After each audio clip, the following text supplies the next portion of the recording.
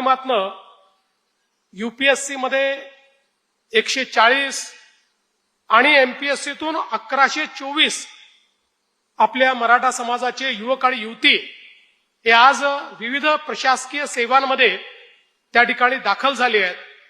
Banking परीक्षांमधनं देखील 500च्या वर तरुण तरुणी त्या ठिकाणी सिलेक्ट झाले आहेत आणि वेगवेगळ्या प्रशिक्षणाच्या माध्यमातून 13,000 पेक्षा जास्त या ठिकाणी प्रशिक्षित होऊन आता रोजगारक्षम किंवा रोजगाराला लागलेले अशा पद्धतीनं आपल्याला तरुण तरुणी दिसतात. जवळपास 2 लाखापेक्षा जास्त लोकांचं प्रशिक्षण हे सारथीच्या माध्यमातून या ठिकाणी झालेलं आहे.